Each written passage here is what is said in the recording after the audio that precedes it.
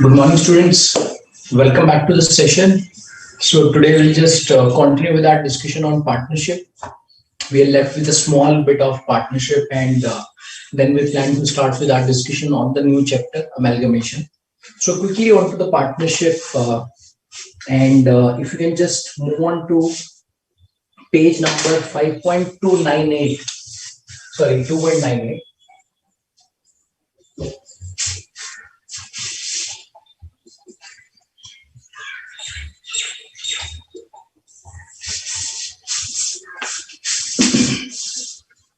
We can have a discussion around this concept quickly.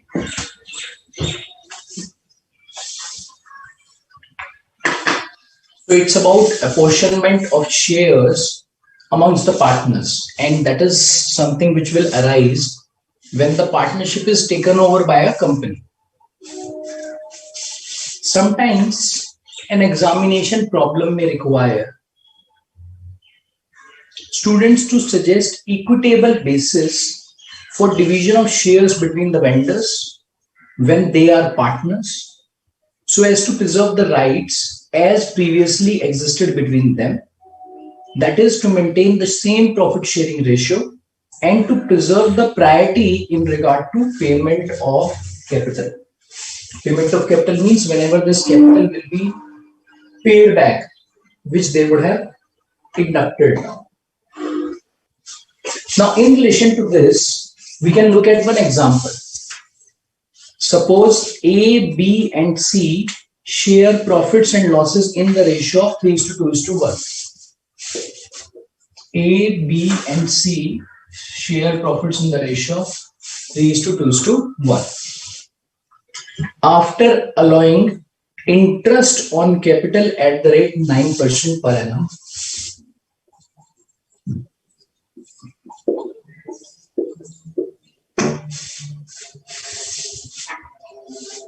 their capitals on 31st of December 2000 X1 were A 50,000, B 30,000, C 20,000.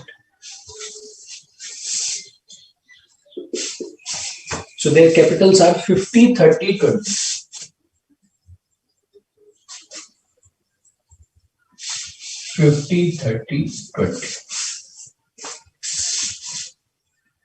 On 1st January 2000 X2, that means on the very next day, the business was converted into a limited company and was valued at 1,30,000. So the business valuation was 1,30,000. That means the amount that will be paid to purchase this business of the partnership firm will be 1,30,000. A scheme of capitalization whereby the mutual interest of partners may remain intact as far as possible is now required to be suggested. Now, in this case, the total capital of the partners will be 1 lakh.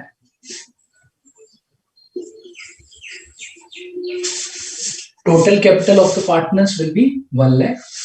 And the value placed on the business being 1,30,000, there will be a goodwill of rupees 30,000 to be shared by the partners in their profit sharing ratio. Let's suppose if the business is acquired for 1,30,000, so the purchase consideration will be 1,30,000. And the business which is getting acquired will have net assets of 1 lakh. So this capital will represent the net assets. So the difference will become goodwill. You remember goodwill we discussed? And this goodwill of 50,000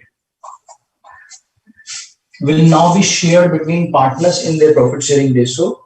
So it comes out to 15,000, 10,000, and 5,000. So this is goodwill. Okay.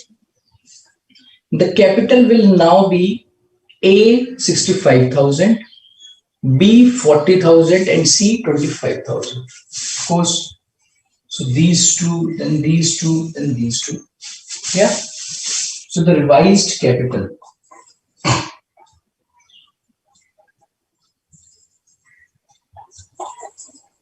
will be 65,000, 40,000 and 25,000. This is the revised capital. Taking B's capital as the basis.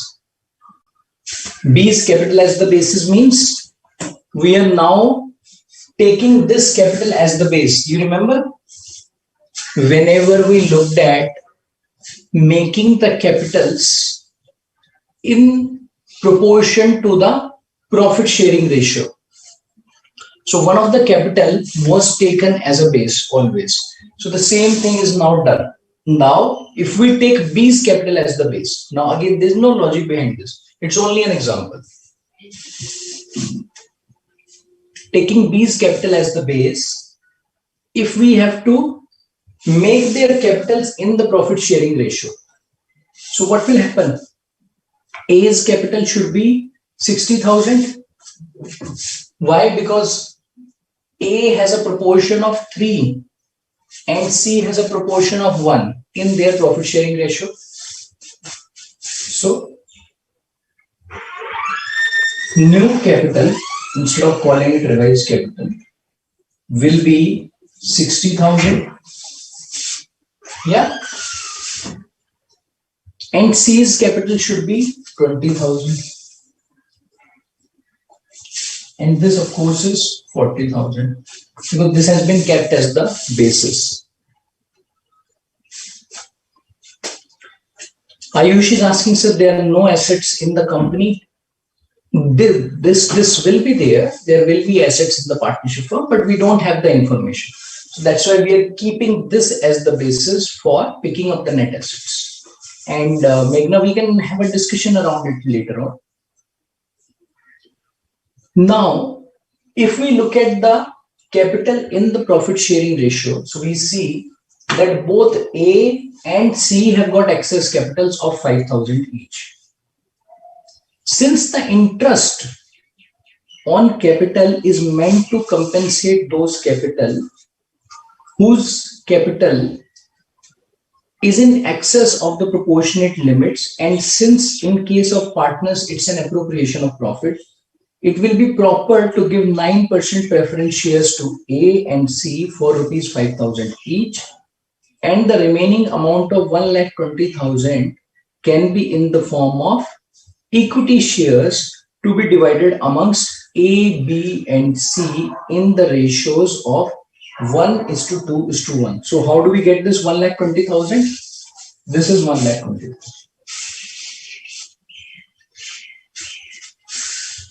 This is 1,20,000. Okay. And if we have to keep the interests of the partners same, we will keep this as the capital. But as regards the excess capital of A and C, how will they be compensated? In the new business, they will be made entitled to an interest. Okay, such that the interest comes out to the same amount which they have contributed in excess. Yeah. Because of this, what will start happening? In terms of the capital, they will become equal, but at the same time, any partner who would have contributed excess capital, he will be paid off. Because please try to understand that when it will become a company from a partnership,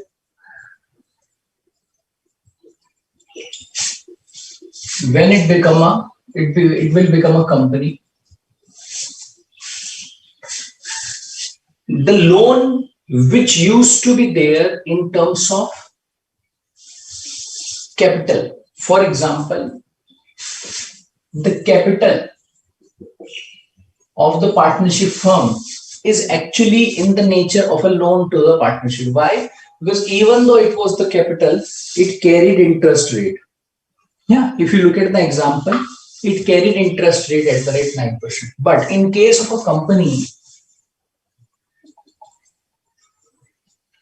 can there be any interest on the share capital? No. In case of a company, interest cannot be there on the share capital. So that's why this 5,000 and this 5,000, which has been contributed by both of them, they will start getting entitled to interest.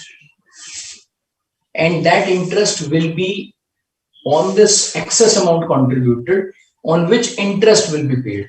So that will be a kind of loan from both of these persons to the company, on which they will start getting the interest.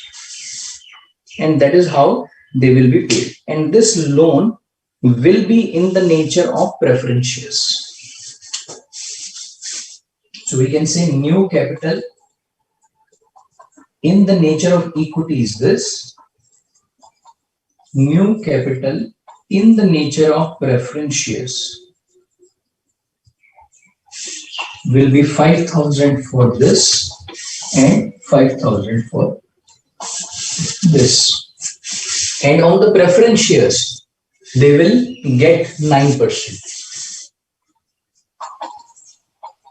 And anyways, preference shareholders get preferred interest, preferred dividend.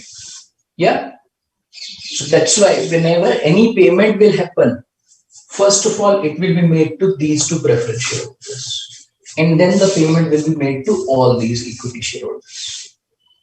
Yeah. So this can become one of the bases for allocation of shares whenever it has to be kept on equal basis. Now, if you look at this concept, this is only about allocation. This is only about allocation.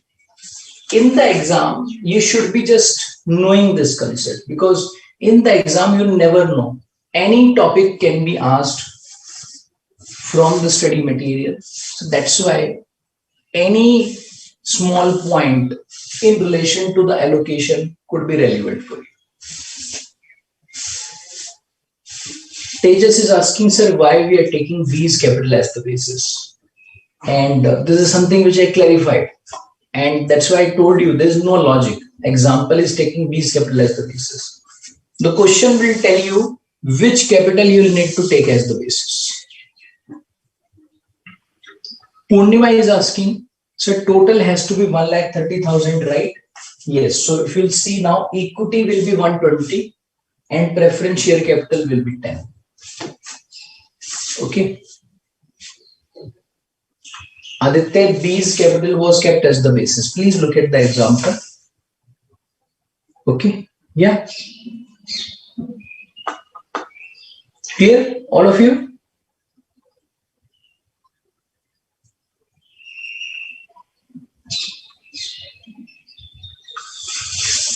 Okay, so now we will move on to new chapter.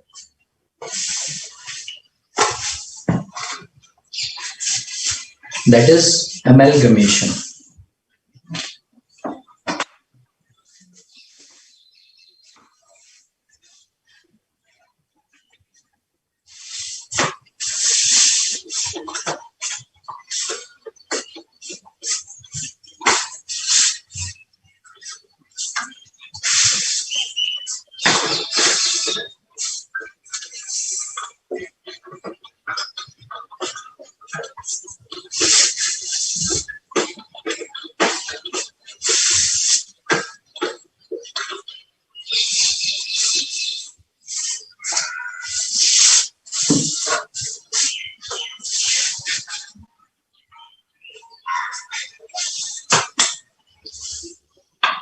And I would suggest if all of you can move to chapter number 5, please. Chapter number 5. This is module number 2. Chapter number 5, amalgamation of companies.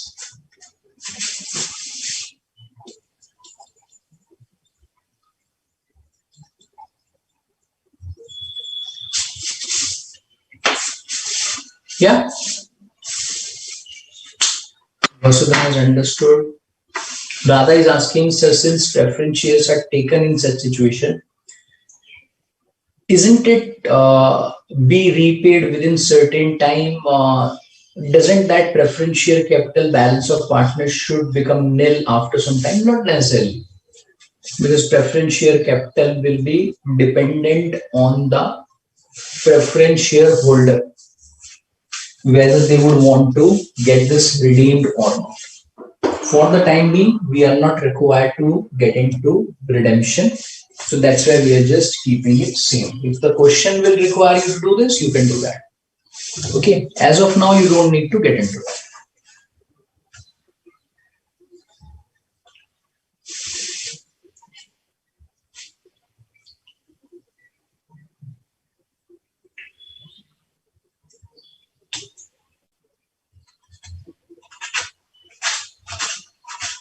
Okay. Then Purnima is asking the method you taught yesterday to arrive at capital, that is profit sharing ratio. When we do that, B's capital is the least on appropriation.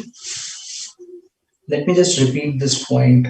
And I think there seems to be a big confusion around it. B's capital, first of all, please understand, was the base.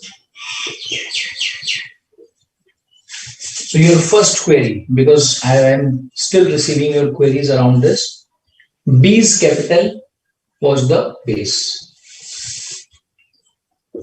There is no logic for taking B's capital as the base. Why? Because the question has specified. The example that we picked up, it specified that B's capital has to be taken as the base. And as I have told you in the past, whenever the question will specify anything, you'll have to go by that. The least capital which needs to be taken as the basis, that was in respect of distribution. This is not the distribution. This is something else, something different from that. Therein, if the question is requiring you to keep some capital as the basis, you will have to do that. Even in case of distribution, let's suppose, question specifies that this capital should be taken as the base, you should do that. Clear?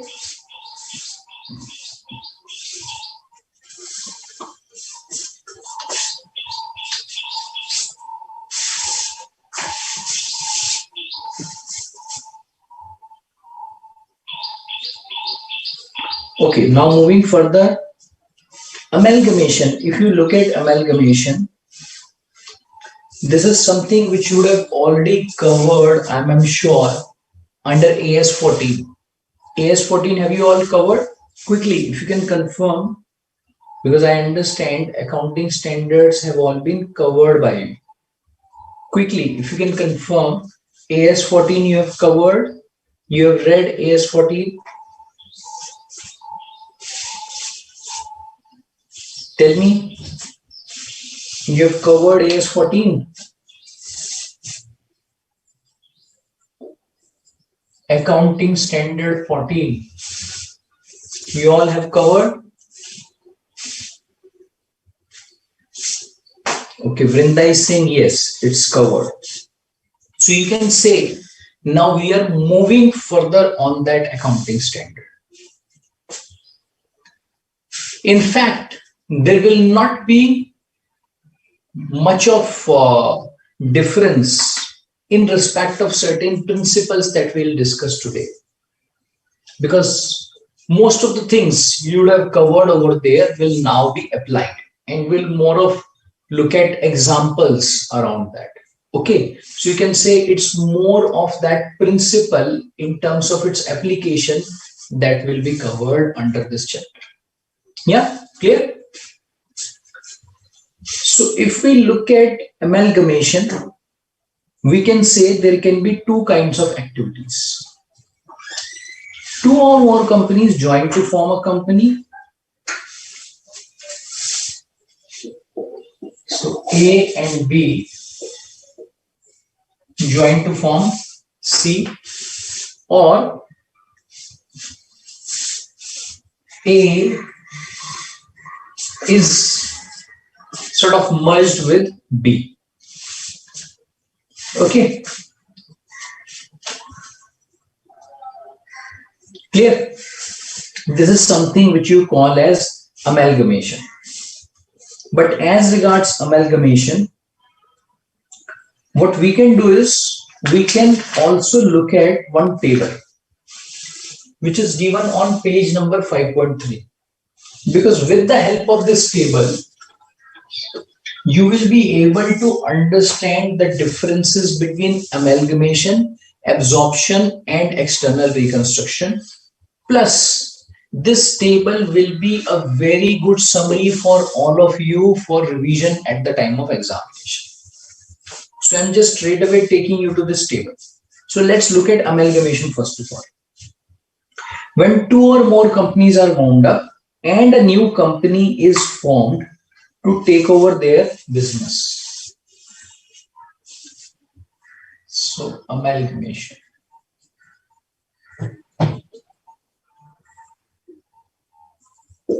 A and B are wound up and C takes over the business of A and B. In this case, at least 3 companies are required. Yeah. Only one resultant company is formed. 2 companies are wound up to form a single resultant company. Amalgamation is done to cut competition and reap the economies in large scale. Okay. Let's look at absorption.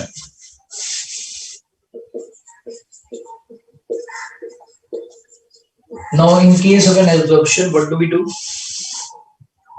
An existing company takes over the business of one or more existing companies. So A takes over the business of B. So in this case, if you see, A and B were wound up and C came into picture. In this case, B is wound up and not only wound up, it's getting merged with A. In this case, no new company has come into picture. In case of amalgamation, a new company came into picture. This was a new company. But in this case, there is no new company. It is again done to cut competition and to reap the economies in large scale. We'll come to that. Third is about external reconstruction.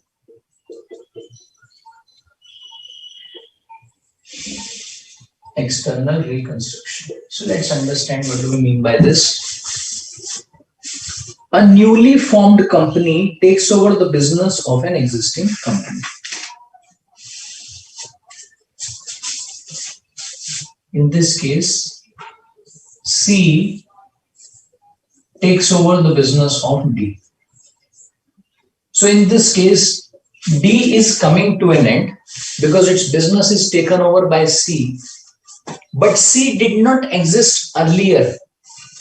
It's a new company which has been incorporated, which has been brought into existence. Why?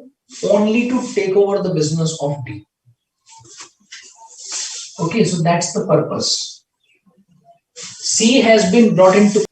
So one competitor will take over the business of other one. Idea and Vodafone.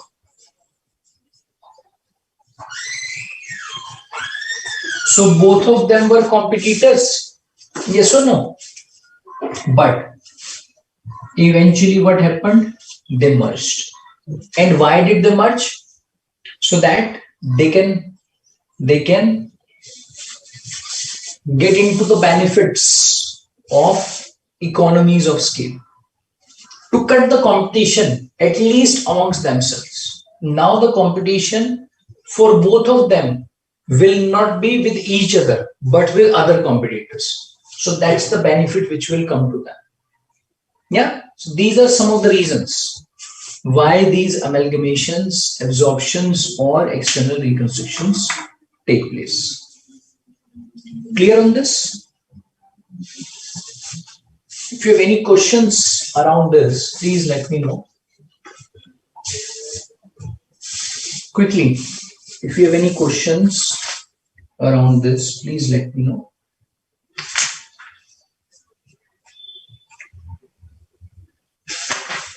Tell me any questions, any doubts in case you have.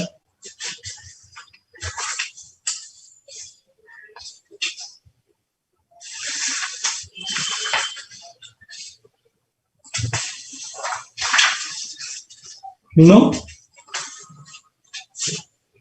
No questions? Okay, great.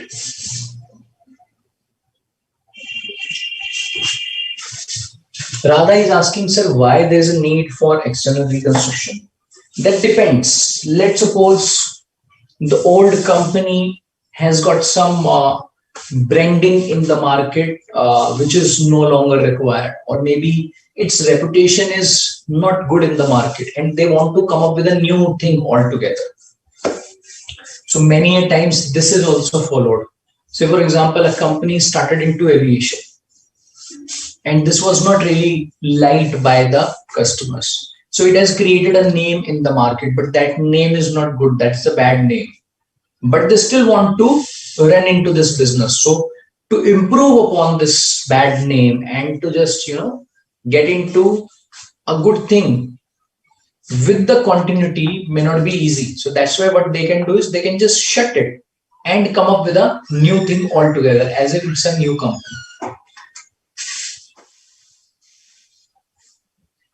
Okay. Suraj is asking difference between absorption and external reconstruction. The only difference is that in case of external reconstruction, a new company comes into the picture. Sakshi has understood. Then Weber is talking about real life example only. Yeah, so this was in the aviation, and a lot of these examples take place, but I don't know about the name of the companies right now. Sangeeta is asking, is the merger same as absorption? You can say yes, to a certain extent. Now moving on to the accounting requirements. So these were the types of transactions we will see under this absorption, amalgamation, external reconstruction. Now moving on to the accounting requirements. As per the accounting standard number 14, so it's a revision for all of you, and all of you need to confirm your understanding of this principle. I'm just taking you to page number 5.5 now.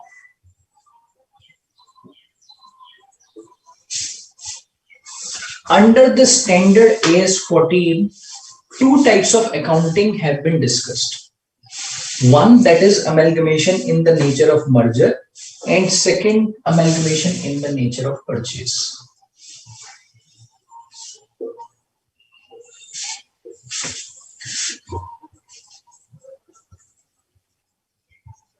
Nature of merger, amalgamation in the nature of purchase.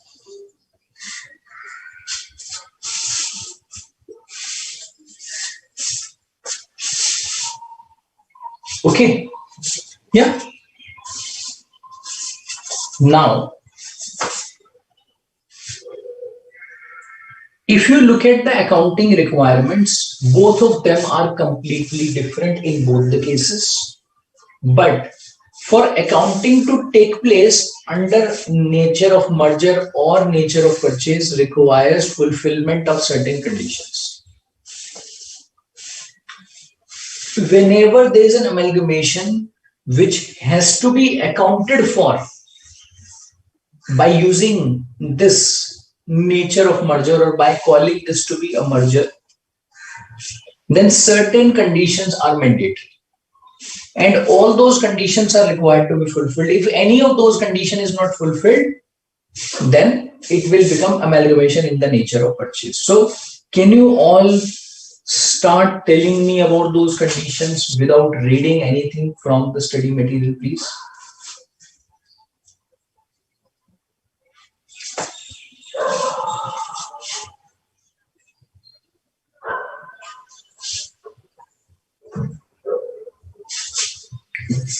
Yes, quickly. First, if this has to become amalgamation in the nature of merger, then there should be a transfer of all assets and liabilities.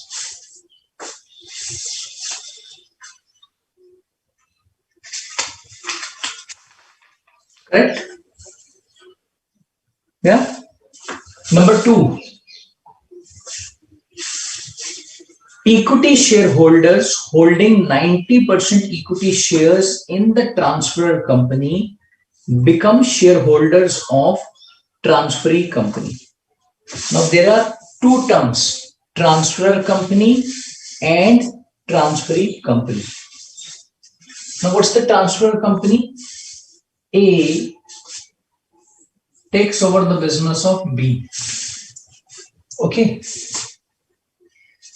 There must be certain shareholders of B and there must be certain shareholders of A. Now, because B is taken over by A, so that's why B will become transferor company. Okay.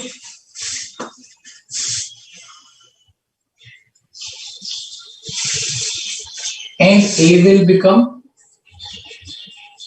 transferee company.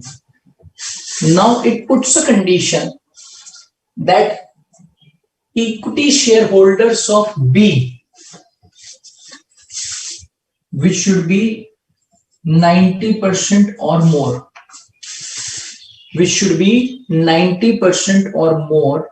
should also become,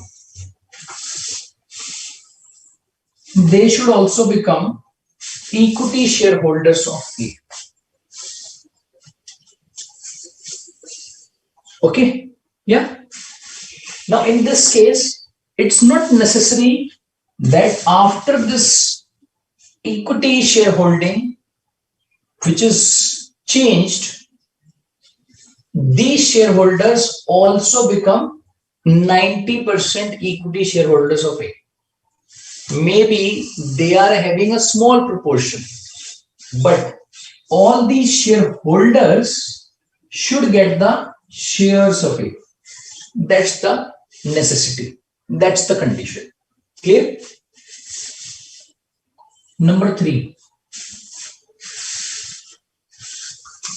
So I'm just receiving your responses also. Meghna, Radha, Vasuda, Moini, they are all sharing the responses. Very good. Vijay Shankar, Moini, Sakshi, Sheikh. Great, great. So I'm receiving a lot of responses, and you can just, check it whether your responses are matching with this or not. Number three, purchase consideration is discharged wholly by issue of equity shares of the transferee company. So in this case, when A will pay purchase consideration to B, this should be full issuance of equity, 100%. However, if there is only a fraction of share to cover the purchase consideration, if there is only a fraction of share which is required to cover the purchase consideration, then A will have to pay cash. Only to that extent of that cash is acceptable. So you can say it should be wholly equity shares issuance. Number 4, same business of the transferor company is intended to be carried on by the transfer company. So we can say B had a business. So the business of B remains same.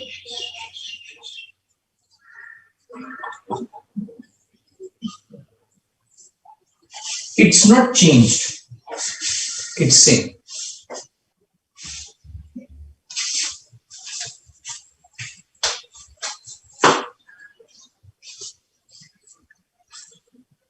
Assets and liabilities taken over are recorded at their existing carrying amounts, except where adjustment is required to ensure uniformity of accounting principles. Assets and liabilities. First of all, if you remember, all assets and liabilities will have to be transferred. These assets and liabilities will have to be transferred at existing carrying values.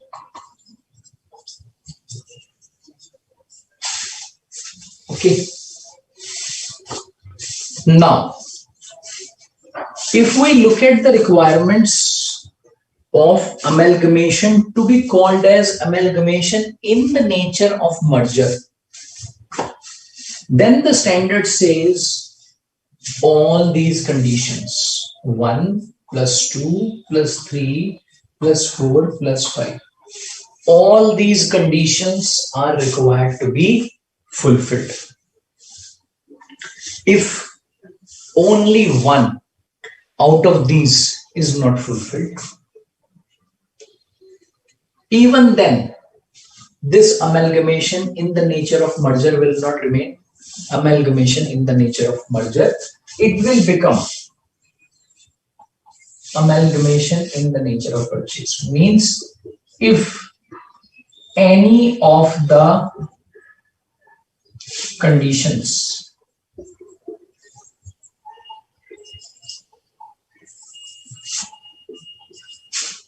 if any one of the conditions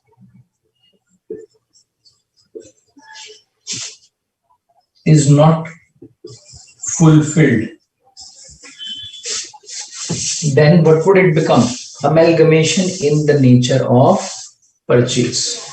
And these two are important to understand because in both the cases, accounting requirements will be different. And let's understand the accounting requirements. When this is in the nature of merger, then the accounting method used is called as pooling of interest method. Over here, the method that you will apply will be pooling of interest method. But in this case, when it becomes amalgamation in the nature of purchase, then the method will be applied and that method will be called as purchase method.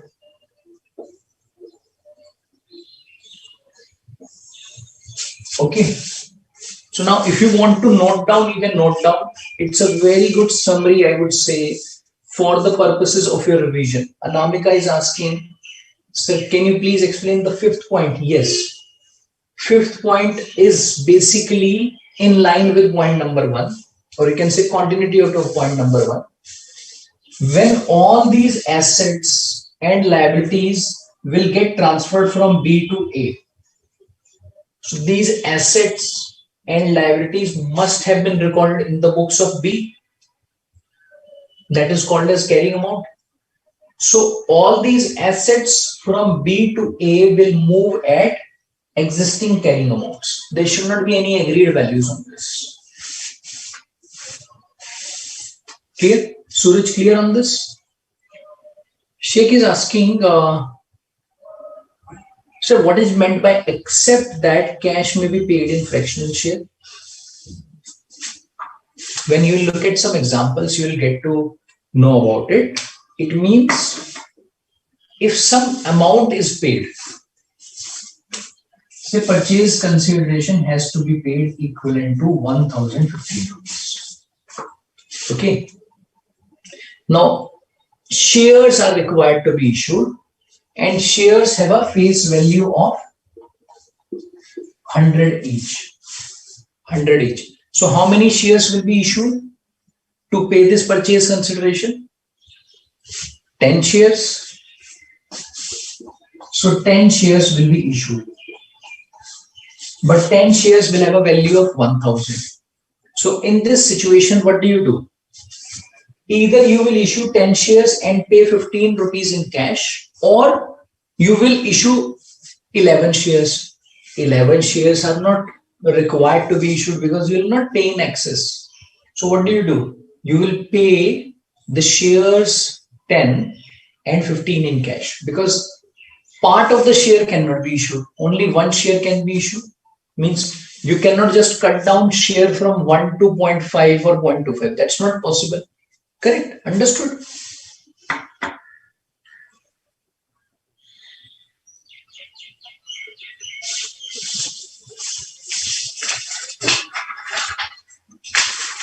Now, to get some more clarity around it, we can look at illustration number 2.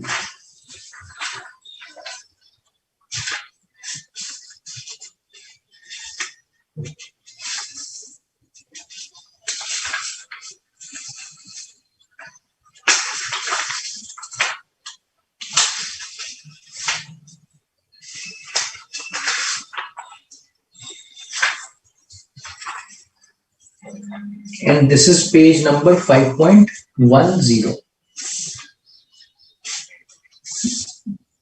Okay, Khushbu is asking for point number 3. See, point number 3 says this one, that A will pay the purchase consideration by paying equity shares only. Only equity shares will be issued by A to pay purchase consideration. Why purchase consideration? Because if A is acquiring from B, A will be required to pay for that. Clear?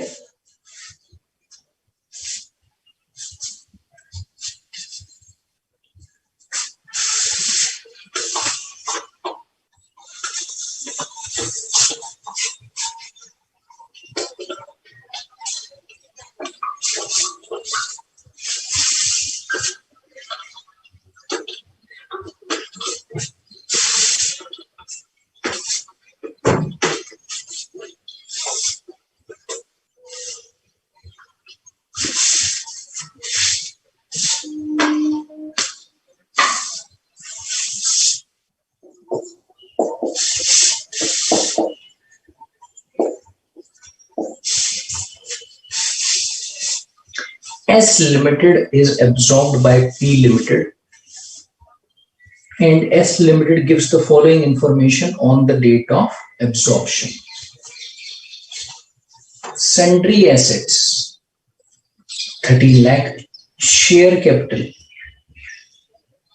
which is covering preference shares and equity shares, reserves, debentures, trade payable. Then we have some additional information. P Limited has agreed. So in this case, P is taking over S. So let's see what all P has agreed. To issue 9% preference shares of ₹100 each. So P will issue 9% preference shares. Number 1. In the ratio of 3 shares of P Limited for 4 preference shares in S Limited. 3:4. Means against every 4 shares of S, P will issue 3 shares.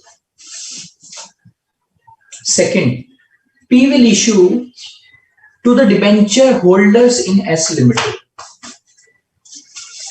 Now S will have the debentures. They will be paid, for which P will issue 8% more mortgage debentures of 96 face value in lieu of 6% debentures in X Limited, which are to be redeemed at a premium of 20%. These were 6% debentures carrying a premium of 20%. For paying off, so P will issue mortgage debentures, which have a face value of 96. So the second amount is in the form. Third, to pay rupees 20 per share in cash and to issue 6 equity shares of rupees 100 each issued at the market value rupees 125 in lieu of every 5 equity shares in S Limited. So third thing that it will do will be 20 per share in cash. Cash, 20 per share. Number one. And to issue 6 equity shares of rupees 100 each at a market value of 125 in lieu of 5 shares held by S. Now it will issue equity shares in the ratio of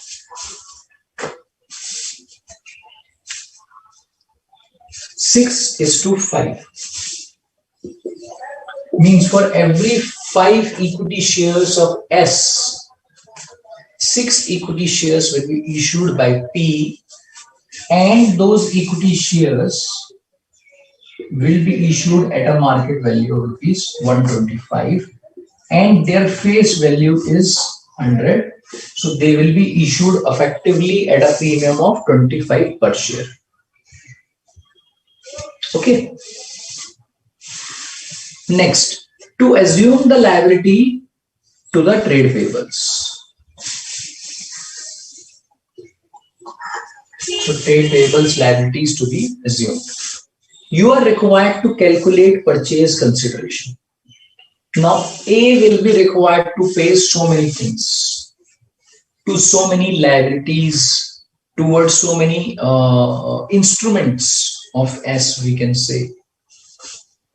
So now we need to understand what all will form part of purchase consideration out of all of these things which are getting paid. Because each and every component will not be called as purchase consideration. What is purchase consideration? Purchase consideration is the amount which will be paid towards acquisition of business. And during this acquisition of business, certain liabilities which are paid that will not necessarily qualify to be called as purchase consideration. So let's understand this. What all items will get into purchase consideration. Okay.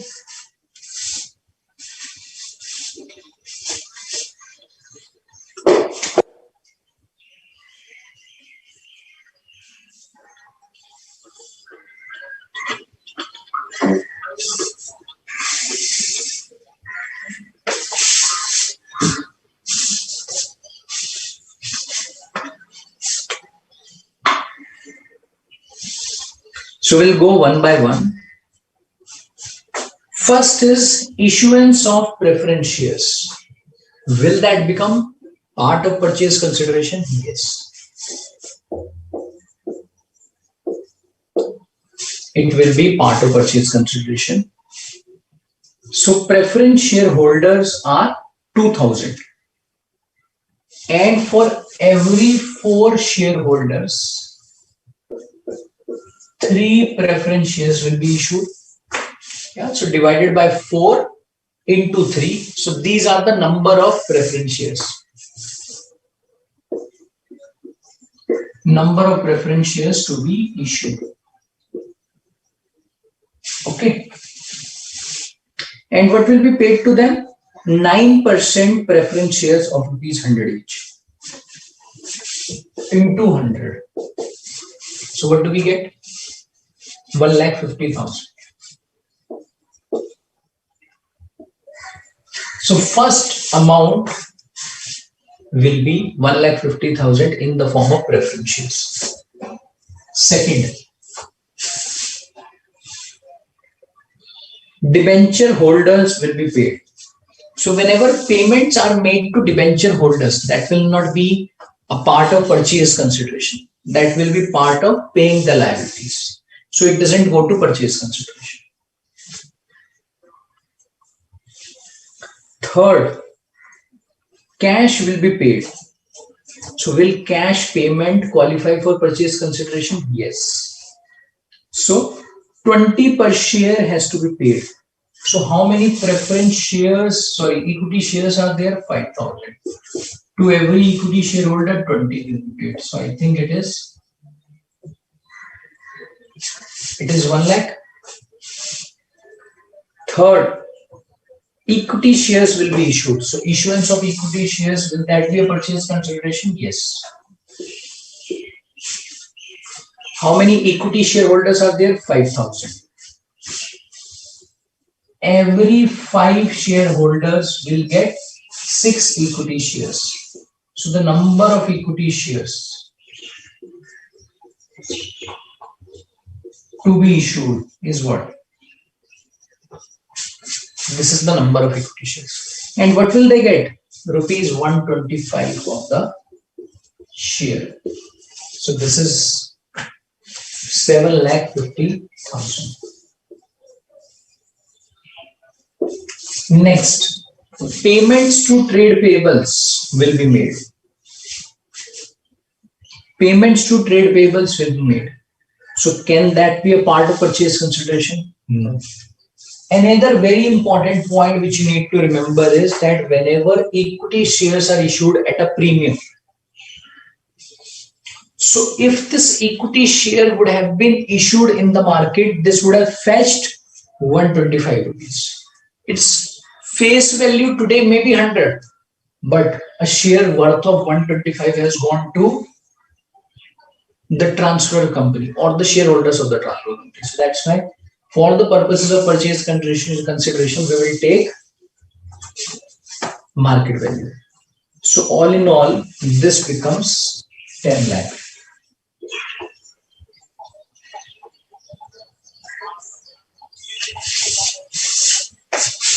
Okay. Radha is asking, sir, if we logically look at preference shares, then it is also a kind of liability to be redeemed. Then why only debentures are considered to be not forming part of purchase consideration? So if we look at the preference shares logically, they are not necessarily liability. So what makes you say that they are liability? They are part of equity only. Yeah, so logically they will not become liability always, except when they are in the nature of redeemable preference shares. And in the question, there is nothing like this which is specified. And for your purposes, at inter level, you should always consider preference shares to be in the nature of capital. Okay.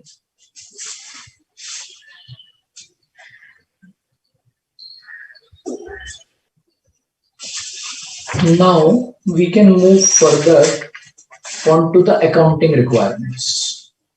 Now we can move to this accounting requirement under both the methods. So when the amalgamation is in the nature of merger or in the nature of purchase, two methods which are used, pooling of interest method and purchase method. Now we can look at the application of both these methods. Okay, clear?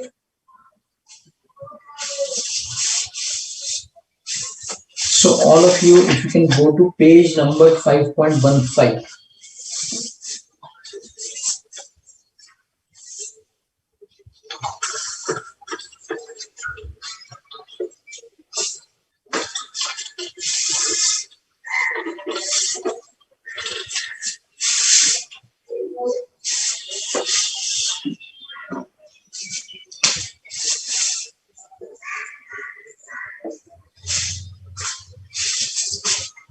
Page number 5.15. two methods in terms of their accounting requirements have been discussed. So we'll just quickly look through some of the requirements of this method, and then this method will be best understood with the help of an example. Okay. So that's why it will be better to get onto the example.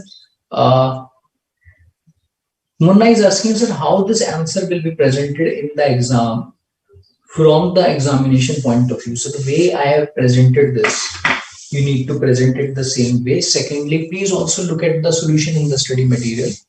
Yeah, in terms of writing about everything clearly. Some of these things I'm not writing very clearly. For example, the particulars. For example, the amount, whether the amount is in rupees, rupees in lakhs, rupees in thousands. Okay, complete narration, no abbreviations. So it has to be the nice presentation. Yeah. Plus, whenever you prepare any working notes, so all of those working notes should also be given. But some of these workings which I did at the beginning in terms of understanding various types of purchase consideration, that will not form part of your solution. That is for the purposes of your understanding only. Clear? Suraj is asking, sir, you said SPR of equity is not taken. What do you mean by SPR of equity is not taken? But you took here 125. What do you mean by SPR? I took 125 because that's the market value, and the market value is required to be taken. Face value will not be taken. Okay. Though I'm not very clear on your query, Suraj, because this SPR is not understood. What do you mean by SPR? Clear? Yeah. Panu is finding some audio problem. I think you need to check it at your end, because I understand audio video is all clear. But still, if audio video is any problem, all of you can confirm, and then I can just get this sorted, or maybe you can check it at your end. All of you can please confirm quickly about this. Okay, Radha is saying SPR means security premium reserve. See, security premium reserve is a different thing. Security premium is something which will get generated through this issuance of equity shares. So that's the part of this purchase consideration. Okay, or you can say consequence of this purchase consideration. Now, to say whether this premium which has been passed on by the transferee to the transferor or to the shareholders of transfer, whether that should become purchase consideration or not, the answer is yes, that will become purchase consideration, because that's something which has been paid. Share which has a worth of rupees 100 in the market. Okay, let's suppose you give this share to somebody. So what's the worth of this share? 100 rupees. If the other person says no, its face value is 10, can that person get this share from anywhere in the market at 10? Not possible. So that's why what should be the value of that? 100 only. Clear? Okay, so audio video is all fine. So Panu, you need to check it at your end, please.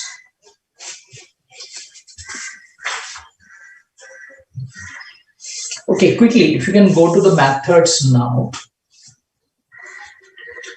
Though we have touched upon each and every aspect in relation to these methods, but still, we'll just flip through all of these requirements. Under pooling of interest method, assets, liabilities, all will get transferred to the transferee, and the reserves of the transfer company will also be taken over by the transferee. Okay. And all of these things will take place at existing carrying amounts. Under purchase method, it is very important that the assets and liabilities don't get transferred at their existing carrying amount. Otherwise, it will appear to be more in the nature of merger. So that's why you'll see that the transfer is taking place at values other than carrying amount.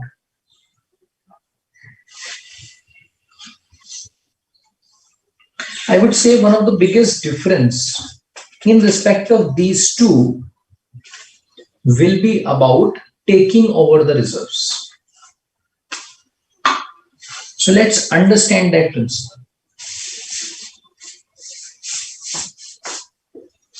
When we say it's in the nature of purchase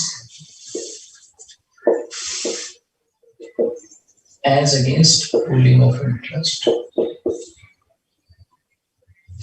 in this case, goodwill gets generated. In this case, goodwill gets generated. Why? Because purchase consideration 1,000 less net assets acquired 700 will lead to goodwill. In this case, all these net assets will be the assets less the liabilities, which is resulting into goodwill. But in this case, all the assets and liabilities are getting passed on at existing carrying amount, and the reserves are also carried existing amount.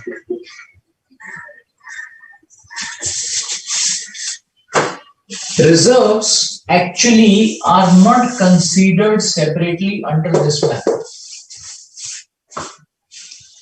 So one of the differences between these two is that the reserves are maintaining their identity before the transaction and after the transaction. Transaction means acquisition or this amalgamation, which is not the case over here. Here they are not getting their identity at all, which used to be there earlier. So here the transaction here the identity continues, wherein the identity is lost. Okay. Now, in terms of keeping the identity same, at times a reserve may be required to be generated. So let's understand how will that reserve be generated. This reserve gets generated in respect of the statutory reserves. Now, because all these assets, liabilities, etc. have been taken over, so that's why there could be certain statutory reserves which are required to be kept at the same values. Okay. Now, because we will take over these statutory reserves, so that's why parallelly we will also pass an accounting entry in the nature of amalgamation adjustment reserve. And through that amount, both of them will become neutral. Means one will be a debit balance and other one will be a credit balance. And the net of these two will be zero. So that is how an adjustment is at times required to be made. And this again can be best understood with the help of an example only. Okay. So what I am doing now is I am moving on to illustration number 5. Because I think till the time we don't look at this illustration, we will not get much clarity. Yeah. So now we can move to illustration number 5, please, wherein we will understand the application of both of these methods.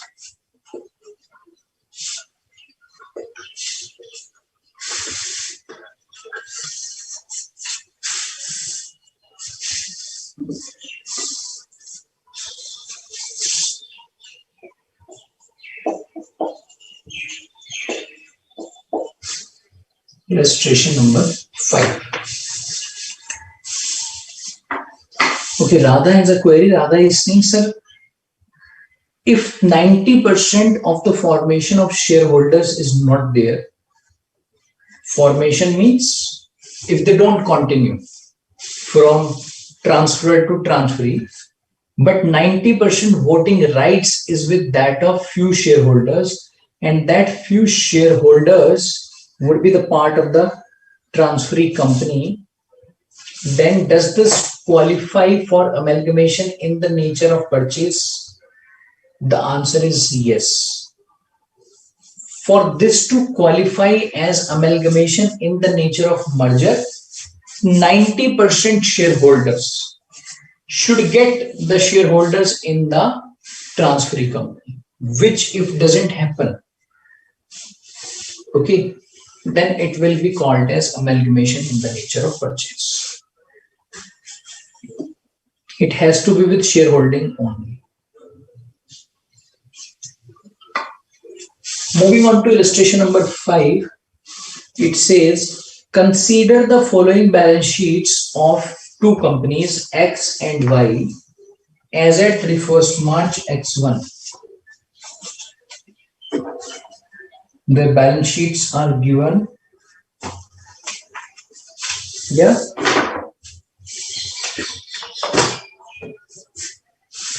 So you can just flip through their balance sheet. Share capital, reserves, long-term borrowings, trade payables, current liabilities, PP, non-current investments, current assets, they are given. Then the notes are given. Then we have got some additional information. X takes over Y on 1st April 2000 X1. And X discharges the purchase consideration as below. Equity shares are issued and preference shares are issued. Debentures of Y Limited will be converted into equivalent number of debentures of X Limited. Statutory reserves of Y are to be maintained for 2 more years. Please remember this point. Very, very important point. Okay. Show the balance sheet of X Limited after amalgamation on the assumption that it's an amalgamation in the nature of merger and purchase. Now, before you get into any question, 2 important points are required to be understood. First, if the question specifies about application of a particular method, then you should apply that method. Okay, irrespective of whatever confusion you will have in your mind. If the question specifies a method, apply that method. In this question, both the methods are required to be applied, so we'll apply both of them. But let's suppose if the question doesn't specify which method has to be used, then your work will be increased. Then you will have to test all those 5 conditions. You remember 5 conditions for amalgamation in the nature of merger. First of all, you will have to test, and that will also become part of your working because you will have marks for that. First of all, you will have to test whether it will be in the nature of merger or purchase on the basis of those 5 conditions. And once you conclude, then you will be able to apply that method. Clear? In that application and that assessment of the method, if your assessment goes wrong, let's suppose on the basis of the facts which are given in the question, amalgamation should become the one in the nature of merger. But due to your wrong assessment, you call it as in the nature of purchase. Then you will also apply the method of purchase. Then you will not get the marks because you have effectively done everything wrong. So that's why this assessment of whether amalgamation is in the nature of merger or purchase is very important. In most of the cases, as I told you, you will get this in the question. But be prepared for anything. Clear?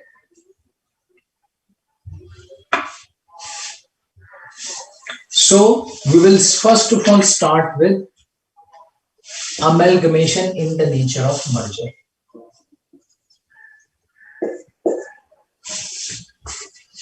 Now in this case, first we are required to prepare the balance sheet, and we will also need some space for the working notes. Balance sheet is all required to be in the format of Schedule 3.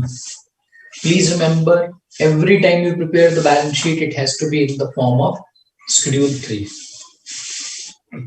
So due to some space constraint, I'll have to manage with this.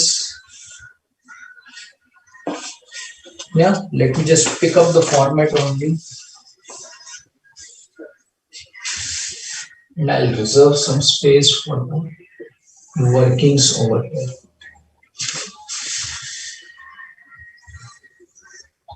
Amount, note number. You should look at the presentation in the study material, please. Because in the exam, all of these presentations, etc., will carry marks. You have equity and liability. So first is your shareholders funds. Now, for the purposes of preparation of this balance sheet, most of the heads I am picking up from the balance sheet which is given in the question. One good thing for you is that in most of the cases, the question will also give you the balance sheet or the financial statements as per Schedule 3 format. So you will not have to worry too much, but you never know, it may have mistakes in the question. Why? Because that will be expected for you to correct in the solution. Mistakes in terms of the presentation. Yeah.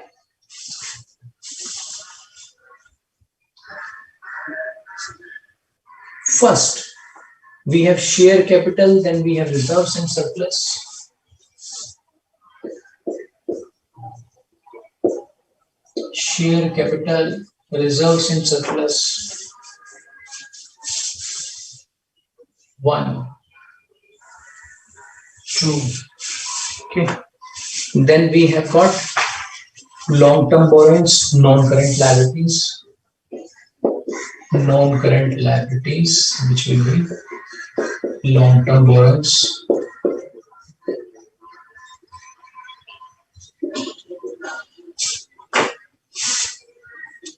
Three. This is 3. Number 4 is about the current liabilities.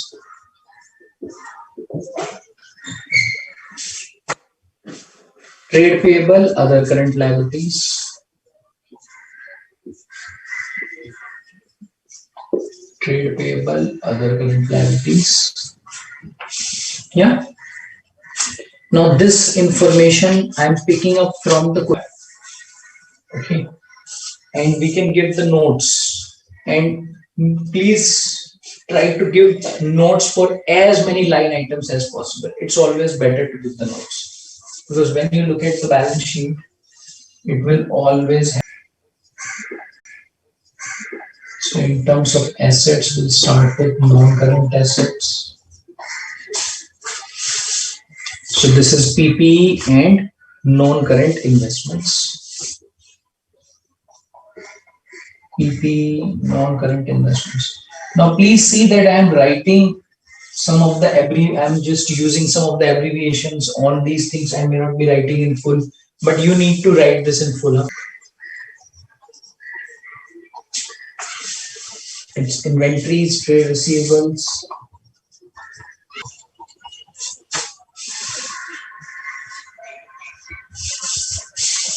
Okay. And of course, notes will be required to be given. So as and when I'll bring in a note, and please remember that there are certain adjustments which are given. So long-term borrowings. Okay. So these get merged. Why? Because the debentures of Y Limited will be converted into equivalent number of debentures of X Limited. So that means the number of, please remember that all of your notes will be in the sequence. Yeah, it should be 1, 2, 3, 4, so on. And when you present all of those notes, that should also be in sequence. So what you should do is, first of all, you should give note number 1, then you should give note number 2, and then the note number 3.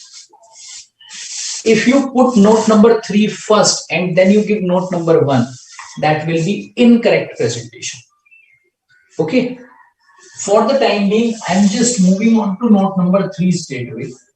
But you should reserve some space for note number 1 and 2. And you should also try to solve it on your own. So I have got long-term borrowings over here. And these are secured. So Schedule 3 requires whether these are secured or not to be specified. Then we have 8,500, 13% debentures of rupees 100 each.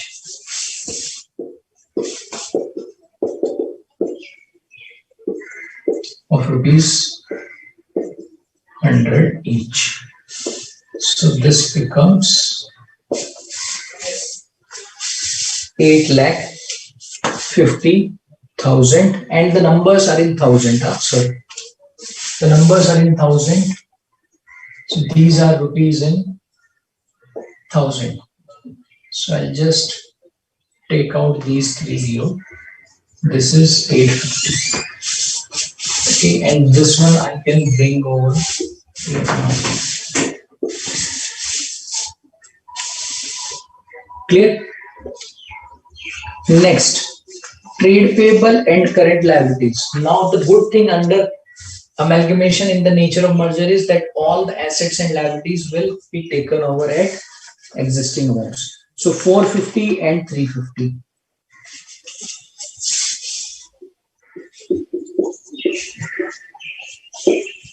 This becomes 800. As I told you, it's always better to include a note for this. You may be thinking, but sir, in the study material it's not given, it doesn't matter. You can still give this. Even if there is no adjustment, you can give it. Okay. Then PP. For PP, because the solution has given a note, so I'll also include a note.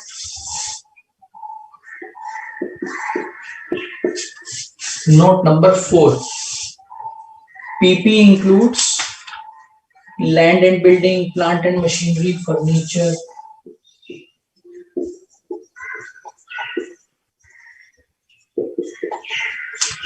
And these all will get added. 2,500, 1,550.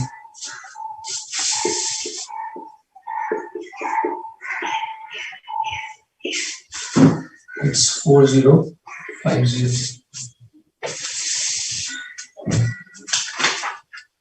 Plant and machine 3,250, 1,700.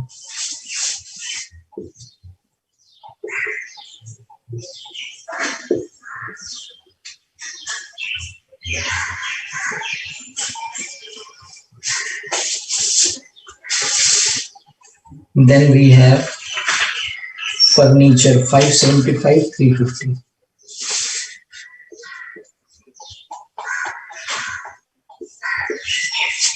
Okay, so this becomes 925, and the total of these will be 9925. So this will come here 9925. Then for non-current investments 700, 500.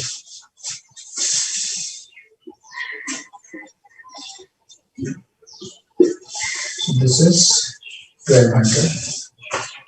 Inventories 1,250, 950.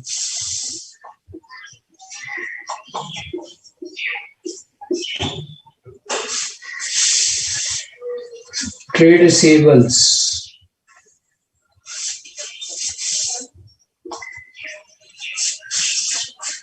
So what's the amount of trade receivables? 900,1030. So it's 1930. Cash and cash equivalents 725,520.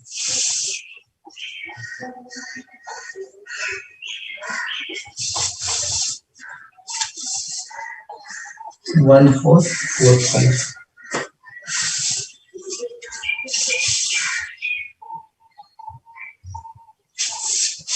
Okay. Now we are left with two more notes, and those are very important notes because those will require certain adjustments in respect of the purchase consideration.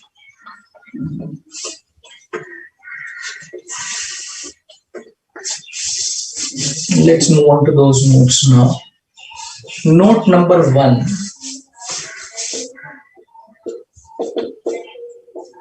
That is about share capital.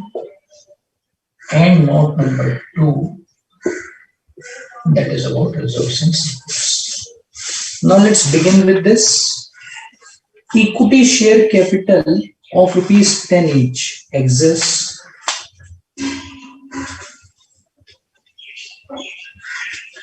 And the question says that 15% preference shares have been issued by X to discharge preference shares of Y. So that means preference shares will now come in as against preference shares of Y, and new equity shares will also be issued. So as regards the equity share capital, it will increase. Earlier it was how much? Earlier it was 5 lakh. Now 3,50,000 will come in more. Yeah, 3,50,000 equity shares will come in more. So it will become 5 lakh plus 3,50,000, 8,50,000 equity shares of rupees 10 each. 8,500. Okay. Then preference share capital. Preference share capital is all about the existing one. So the existing one was what? 14% preference shares of rupees 100 each. Yeah, 22,000 were there. 22,000, 14% preference shares of rupees 100 each. So this is what? 2,200. So this will continue. Yeah, because whatever was the equity preference shares of X, that will continue. For Y, new thing will get generated. For Y, what was the preference share capital of Y? 1,700. 1,700. Correct? And what's the total amount? For Y, it's 1,700. Correct? Now, as around this adjustment of Y, let me just look at this amount, please.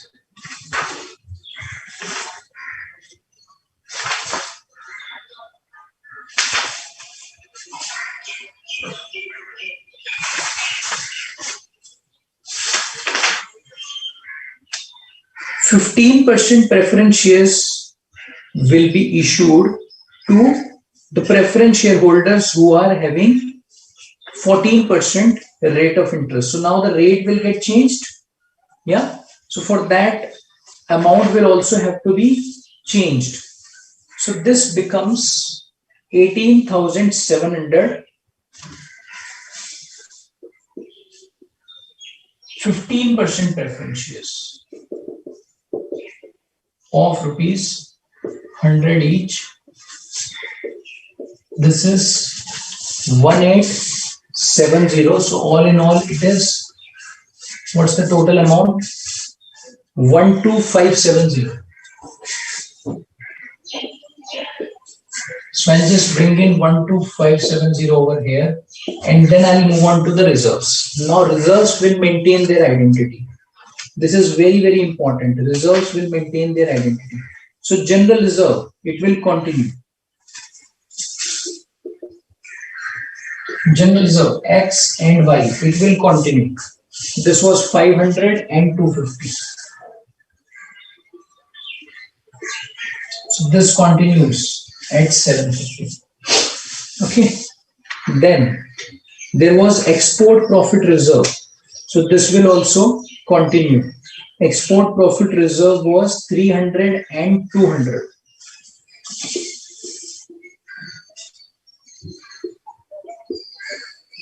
And 200. So this also continues. Then there was investment allowance reserve, nil and 100. So this one will also continue.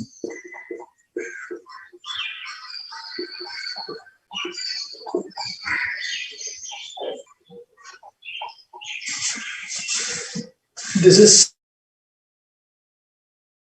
that the adjustments which will arise. Now, when the purchase consideration is getting issued,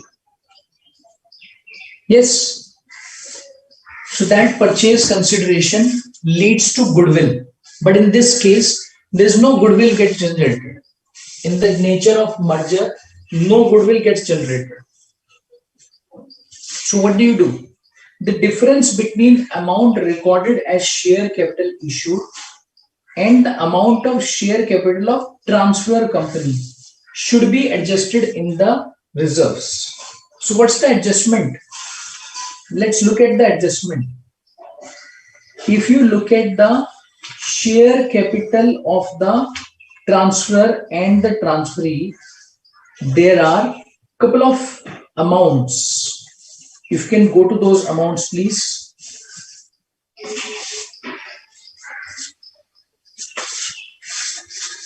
It's 5370 as against 4700. The total capital of Y is what? 4700. Yeah, 4700.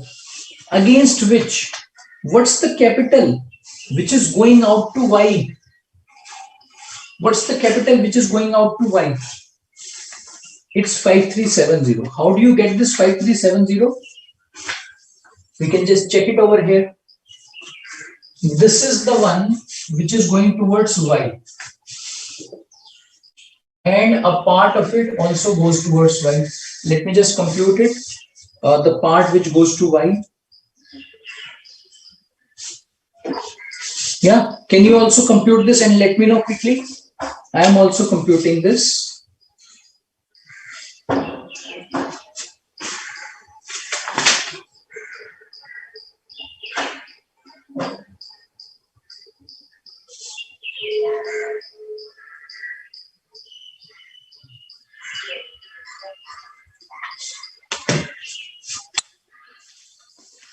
$3,500 out of this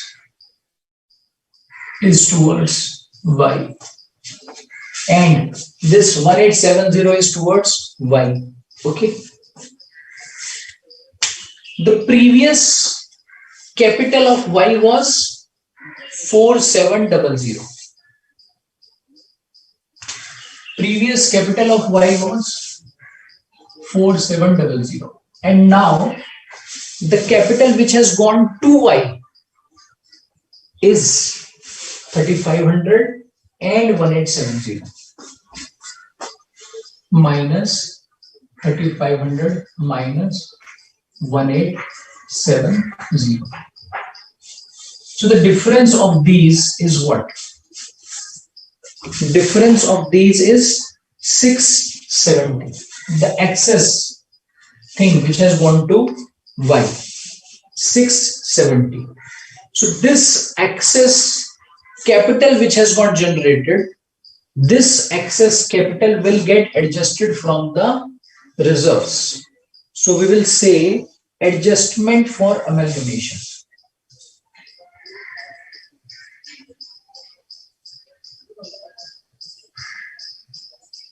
$650, or let me just put it over here. 650 will be the adjust, becomes 100. This becomes, sorry, it's 670. Huh? It's 670. So this becomes 80.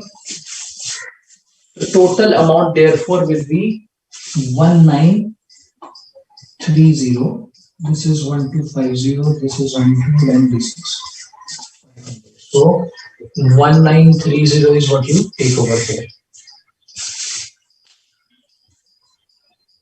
With this, if you close our balance sheets on both the sides, they will match, or rather they should match.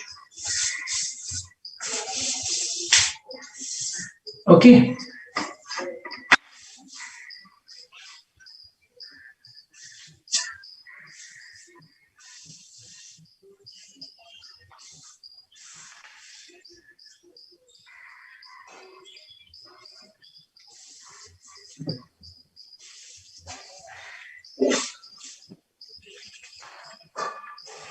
Pushpu is asking about calculation of preference shareholders once again.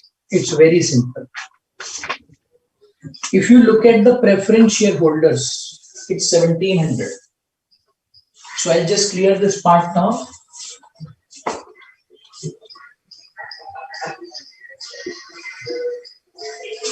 1700 was the preference share capital earlier. Now the preference shares have to be issued at 10% premium plus 10%. Okay, it was 1700 plus 10%, 170. So this becomes 1870. Clear? Kushbu, clear on this? So with this, we come to an end to our discussion on the method amalgamation in the nature of merger. Now, after the break, we will look into the other method, amalgamation in the nature of purchase. All right, yeah. So let's take a break for 10 minutes now, and after the break, we'll move into the next method.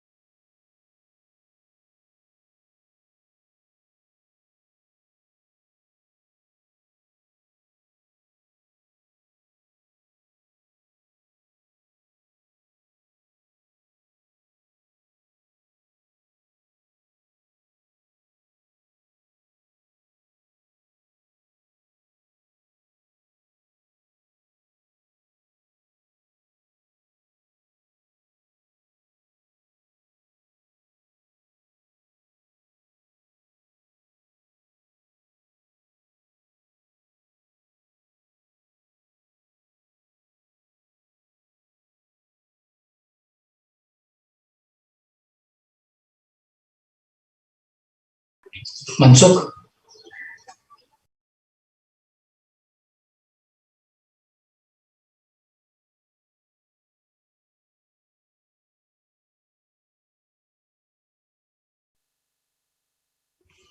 Hi. So we can now continue with this, and there are a few queries which we can discuss. Radha and Vasudha are asking for this adjustment of the reserve, and I think I cleared that part. But anyways, we have got the workings. So let's try to understand.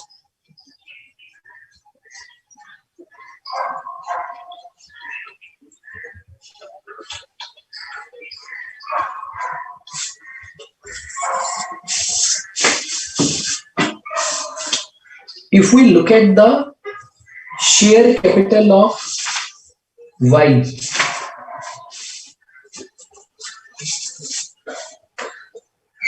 old share capital of Y was what?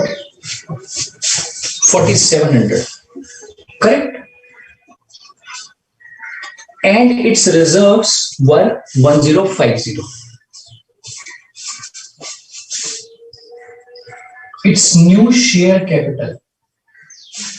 Its new share capital means as against this share capital to the shareholders of Y, they are getting shares worth of 3,500 and 1870, which is equivalent to 5370. Correct? Now, all the reserves of the previous shareholders are intact, but the previous shareholders are getting some more amount in terms of the share capital. What is that some more? 670. 670 is the excess which they are getting. If this would have been a method in the nature of purchase, then the calculation of goodwill would have adjusted this amount. Or there must be some adjustment, which we'll anyways see. But in this method, any of this excess which is going to the old shareholders will be adjusted from what? Reserves. Because if the capital is increased, then where do you adjust it from? From the reserves. So that's why you see this amount getting reduced from the reserves. Now clear on this? Radha, Vasudha, you are clear on this now? And I think Shikha has also got the same query. Clear on this? Quickly confirm her. Then we can move on to the next method, wherein we will discuss amalgamation in the nature of purchase.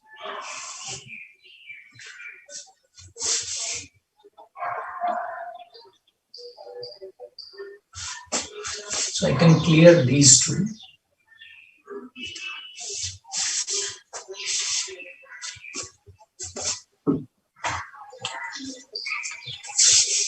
Amalgamation in the nature of purchase.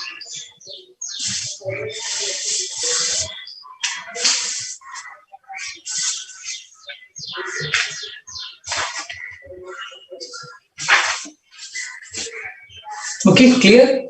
All of you? Okay, great. Vasudha is confirmed.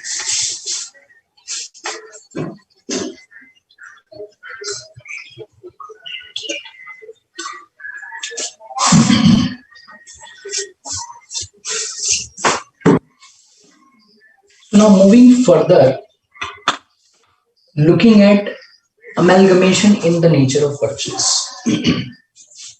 When it comes to amalgamation in the nature of purchase, it's not necessary, though even here it's possible, but it's not necessary that the assets and liabilities of transferor will get transferred at book values. In the given question, we don't have the values at which those have been transferred from transferor to transferee. So that's why what we will do is we will assume those to be same. So this one will remain same. This one will remain same. This one will remain same. This one will remain same. This one also remains same. This one, this one, this one. They all remain same. They will not change. Correct? All of these will remain same. Now the next thing which arises is about the adjustment of the reserves and the share capital, etc. Okay, so these two we need to discuss and understand. But whenever it will be an amalgamation in the nature of purchase, we will be first of all required to check whether any goodwill gets generated or not. So that's why instead of note number 1 and 2, I am taking you to working note number 1. In the working note number 1, we will compute the purchase consideration. How do we get goodwill? Purchase consideration less net assets. Purchase consideration. So what will be the purchase consideration? Equity shares have been issued worth of 350. Preference shares have also been issued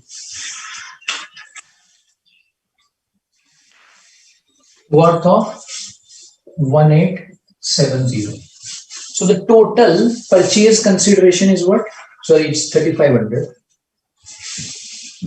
It is 5370. 5370 is the total amount of purchase consideration issued. As against this, what do we need to do? Less net assets. Less net assets which have been taken away. Now, in respect of net assets, what do we have? We can take the total of all the assets. What's the total of all the assets of Y? It's 6600.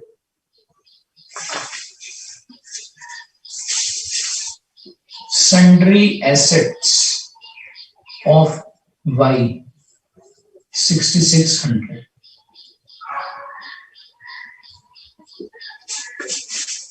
Means total assets of Y are 6600. From this, we will have to reduce the liabilities of Y. So what are the liabilities of Y? We have long-term borrowing of Y, that is debentures, trade payables, other current liabilities, less debentures, trade payables, other current liabilities. So what does it become? 350, 350, 150. 350, 350, 150. So what is the resultant amount? 5750, because this is 6600 from which all of these amounts will be deducted.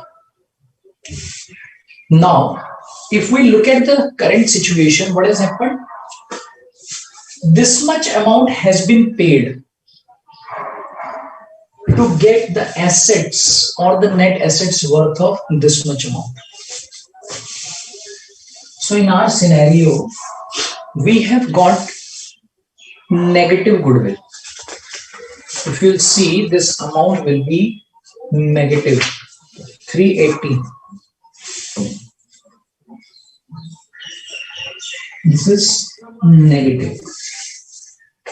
It's not positive amount, it's negative amount. Correct? It's the negative amount. So whenever we are into a situation when this amount happens to be positive, what do we call it as? Goodwill.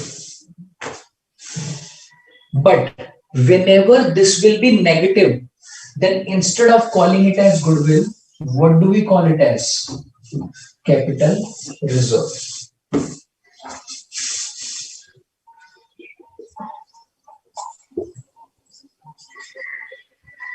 This will be called as capital reserve. Excess of purchase consideration over net assets acquired.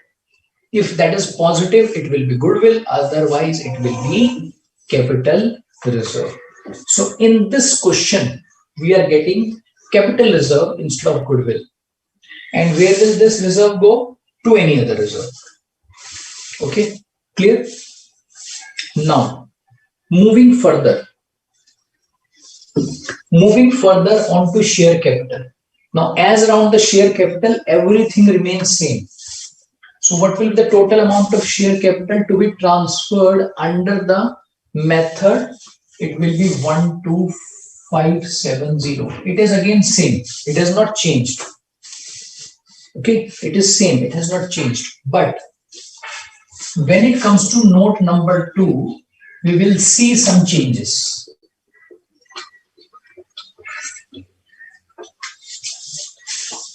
Let's understand those changes.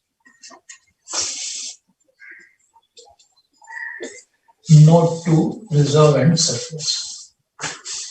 First, the reserve which gets generated is capital reserve 380. Capital reserve 380. General reserve. Now I am looking at only the reserves of X, not Y. Then we have export profit reserve of 300. Then we have export profit reserve of 300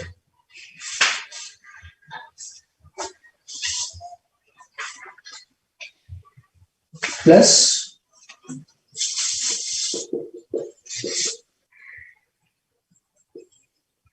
this is all X.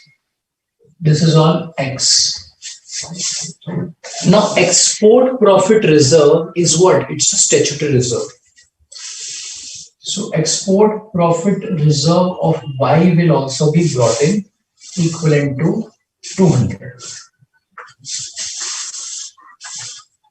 Next is investment allowance reserve of X is nil, but for Y it is 100. Okay, so this becomes 500, this becomes 500, this becomes 380, this becomes 100. Then we have surplus of the P&L of X.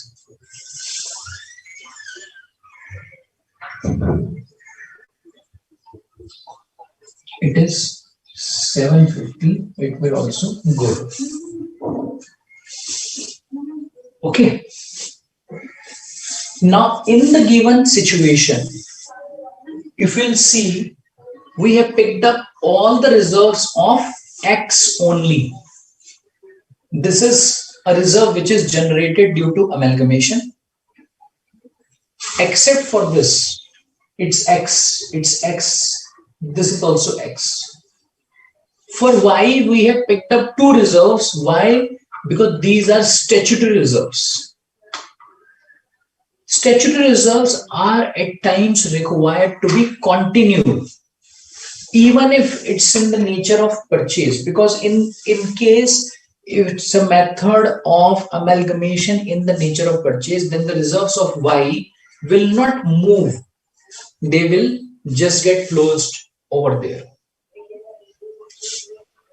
Now only two reserves of Y have been moved, which should not have been moved. Actually, all the reserves of Y should not have moved. But because we have specifically picked up those reserves, so what do we need to do?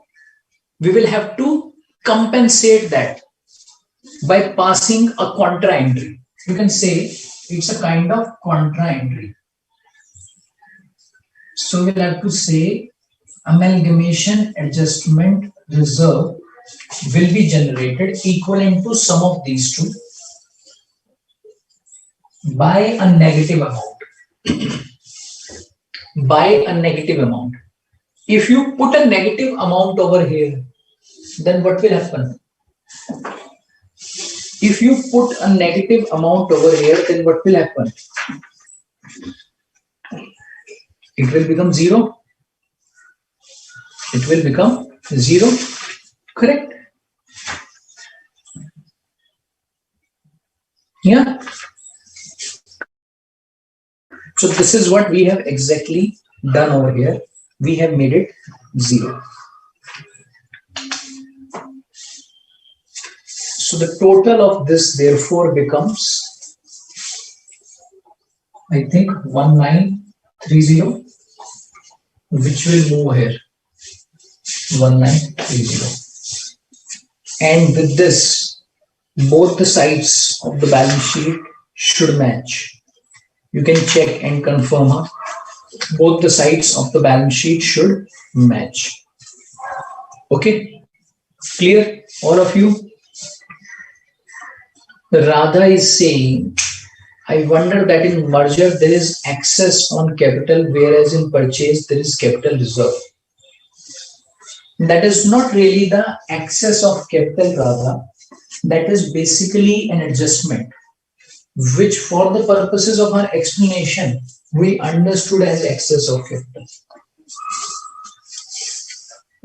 Yeah. And anyways, even if you go by that same thing, it's something which Y has not received.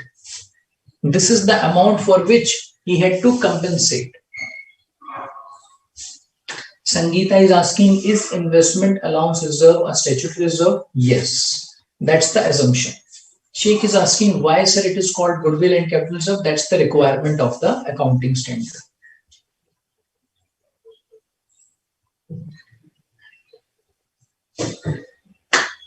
Okay, clear on this? So with this, there are a few points which you can note down.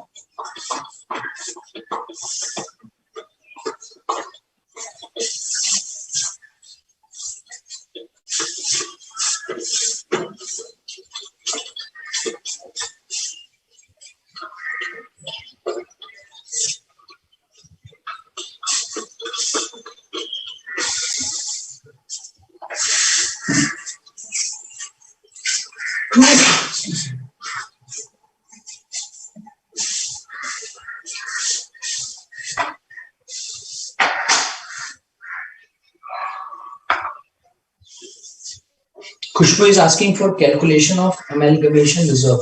It's very simple, Khushbu. Only two amounts are there, 100 and 200. Okay. Now, as around goodwill, you can say, what is goodwill? Excess of purchase consideration over net assets acquired. Or if you have to write this in the form of a formula, you can say purchase consideration less net assets acquired.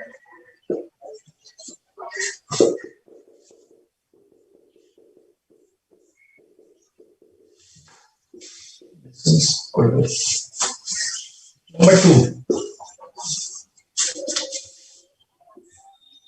Whenever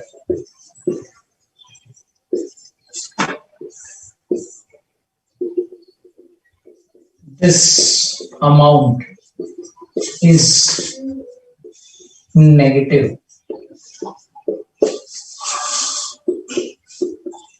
then instead of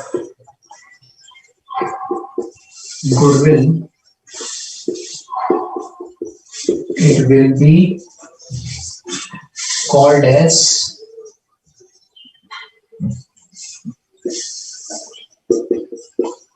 capital reserve. Okay, these are some notes for the purposes of your revision. Ganesh is saying, what is export reserve? Export reserve is again a statutory reserve. Radha is asking, so can you enlighten about what is meant by investment allowance reserve? What's the purpose of creating it? See, there's no understanding which is given in the question as around why this is created or why export reserve is created. You can say at times to meet certain taxation provisions, these reserves are required to be created and these reserves are required to be maintained. Yeah, same is the case, Ganesh, in respect of export reserves. Clear? Okay, number 3. In case of amalgamation in the nature of merger,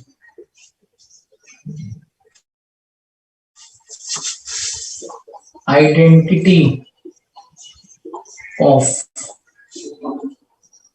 all the reserves of transfer company will be maintained in the books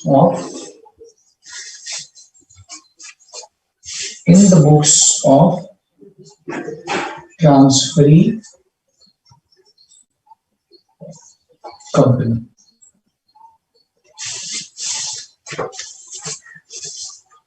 Number 4.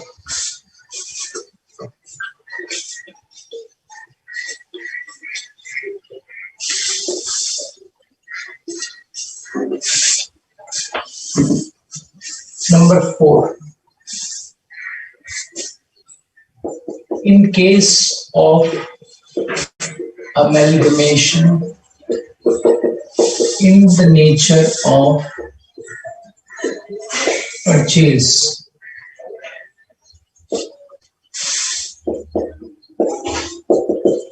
if the transfer company has got statutory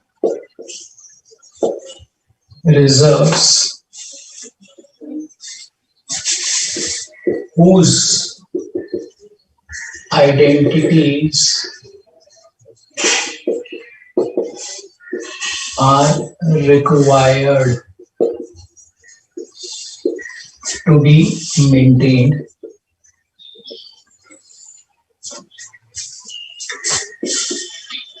then an amalgamation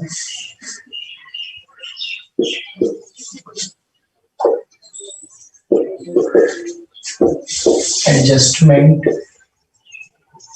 reserve of equivalent amount should be recorded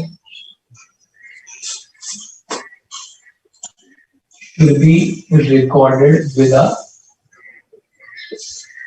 debit balance to compensate or knock off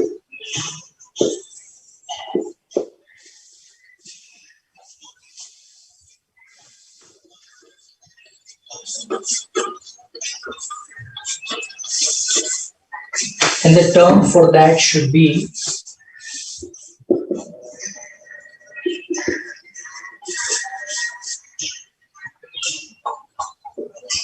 accounting entry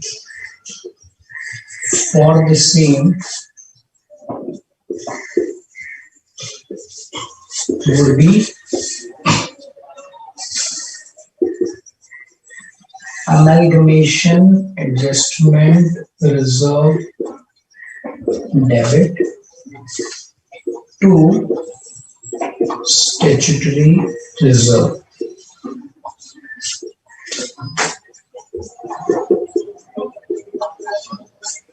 And we should specify the nature of this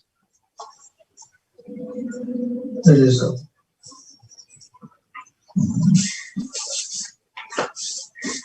The nature of this reserve should be specified by us. Yeah. And for all these notes, you should give the reference of illustration number 5. Now, when you write all of these points number 1 to 4, you can also give the reference of illustration number 5, because later on, if you forget any of these points, if you want to revise any of these points and look at its practical application, then you can go to illustration number 5 and get to understand as to how this was practically applied, how this was actually solved. At times, it may happen later on that you will forget all of these things.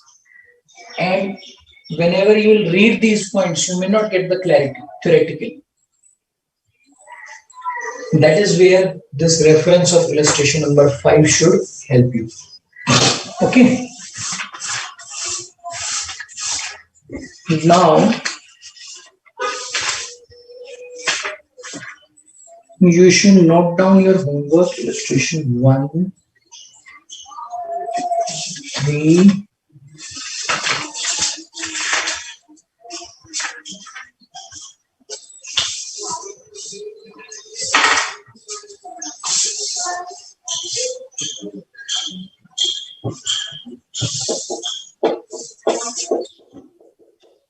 illustration number 1 and 3 is the homework for all of you.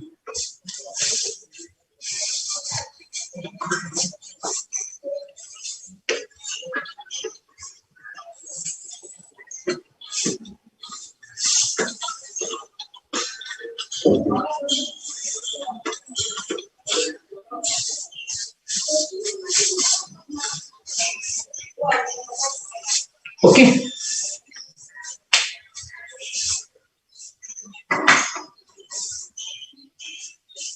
Okay, so what we can do now is, before we move on to the last part of this chapter, wherein we will look at the closure of the books of the vendor company.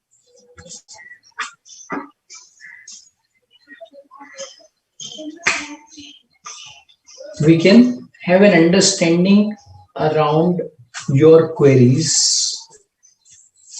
If any of your queries still remain, we can have a discussion on that.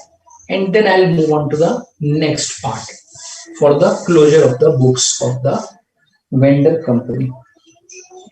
Quickly, if you have any questions, doubts.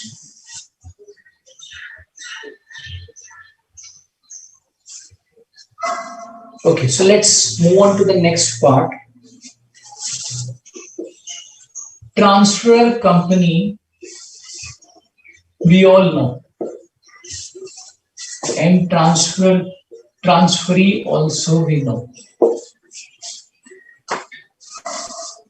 These terms you need to remember, and you also need to understand who will become the transfer, who will become the transferee.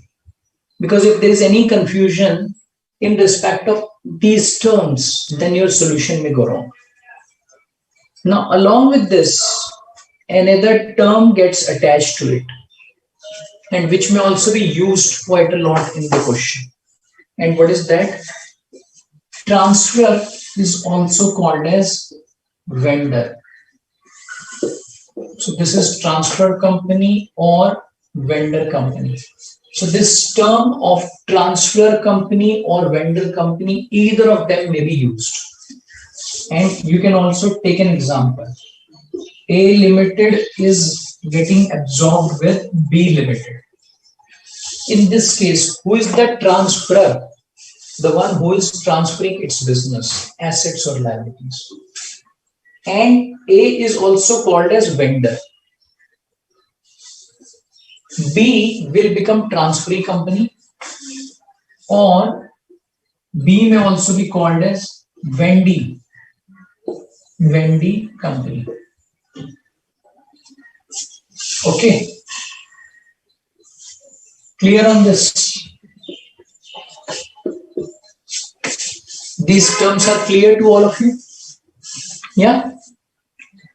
Now, so far in this chapter, all the accounting aspects that we have discussed were all in respect of B limited.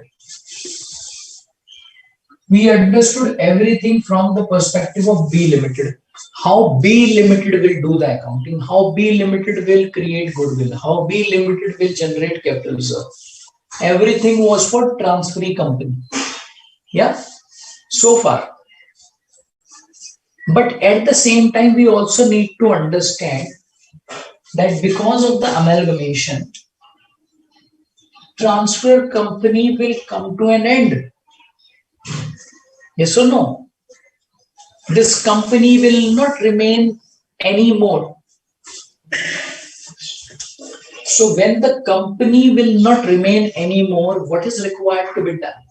Its books of accounts will have to be closed forever. They will have to be closed. So that means it is nothing but the dissolution of the company. We can say that it's nothing different from the dissolution of the company. And you may be thinking, but sir, this is something which we just discussed in the last session. We discussed about dissolution of a partnership. You should try to relate this concept to dissolution of partnership. If you do that, then 90% of the work that you will be required to do now is already done. Because 90% of the accounting principles are all same. Okay. So now, one thing which you have to remember is about the closure of the books over here.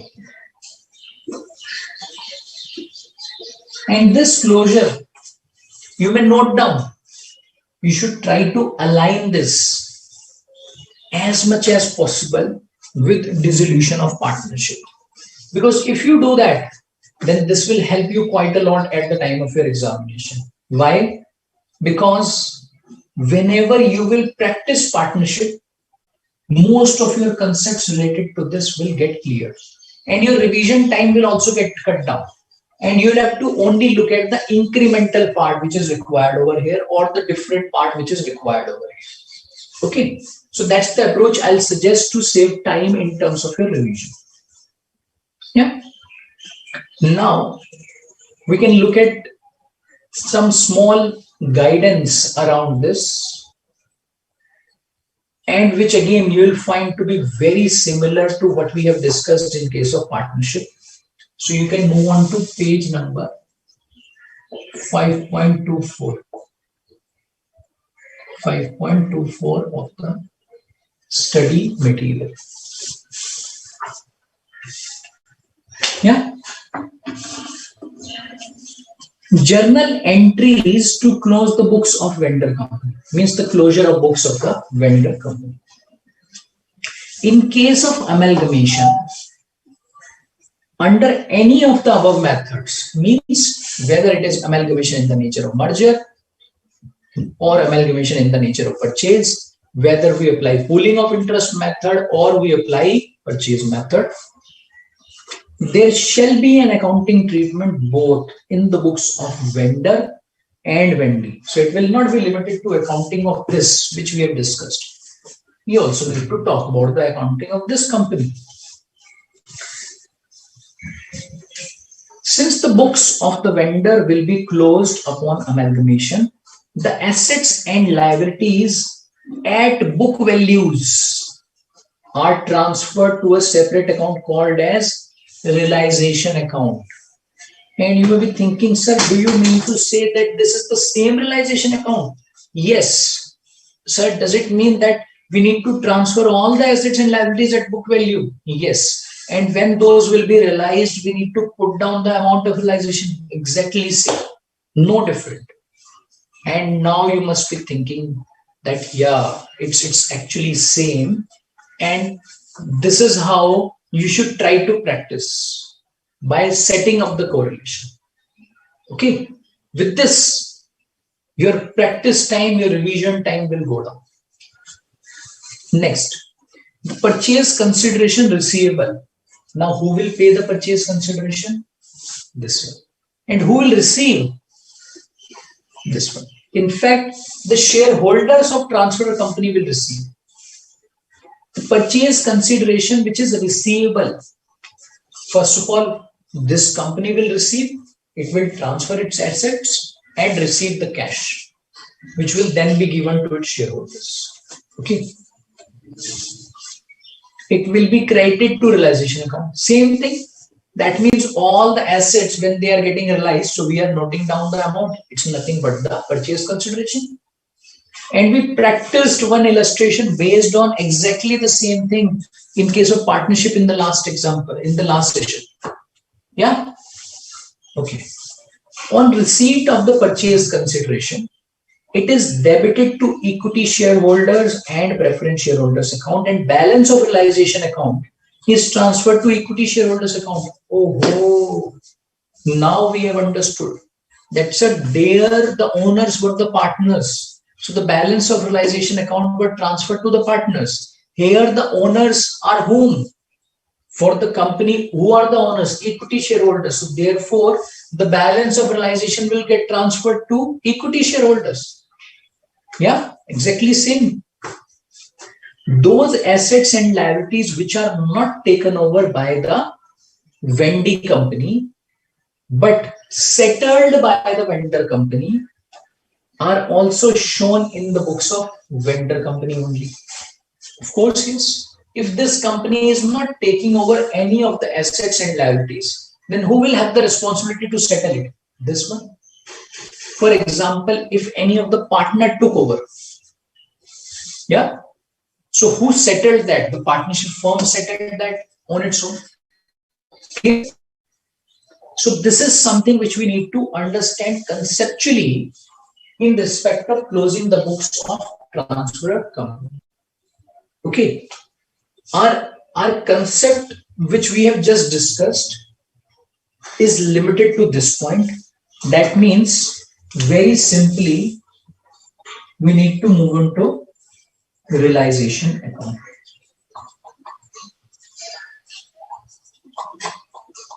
And nothing else.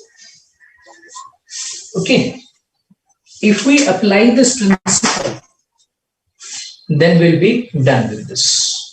And this can be best understood once again with the help of an illustration only. So that's why we'll have to move on to illustration number 6 to understand about this. Yeah. But considering the time that is limited, I would suggest all of you, and it's only something which is voluntary on your part, not mandatory. Try to solve, or I should say practice, illustration number 6.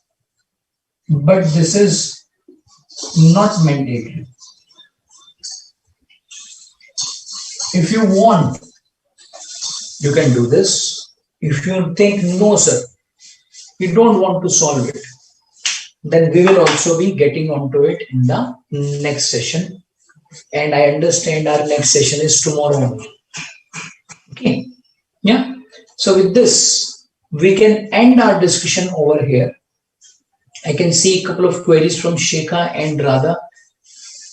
Shekhar is asking, if the question doesn't specify the method to be used, how can we apply 5 conditions to know which method is to be used? So you understand the 5 conditions. You'll have to test all those 5 conditions with the requirements of the question. Radha is asking, maybe the liquidation of the company than that of dissolution. Not exactly the liquidation, I would say, but certain principles which will be used in liquidation will also be considered over here. But it's better to get on to the principle that we discussed in case of dissolution of partnership. Apply that as much as possible. Okay. And you will see that you will be able to solve this illustration. That's why I'm saying if you want to practice this, you can do. Anyways, we'll move on to this illustration tomorrow. All right. So with this, we can end our discussion now. And Radha is saying, yes, sir, I'll solve this illustration. Very good. And even if you are not able to solve it, even if it goes wrong, don't worry about it. Don't think that your answer is going wrong. Okay, it's only about practice. That's it. Yeah. So thanks to all of you once again for your time and for your wonderful participation. We'll meet tomorrow and we'll continue on this. And we'll also be starting with the new chapter tomorrow after this. Okay. Thanks.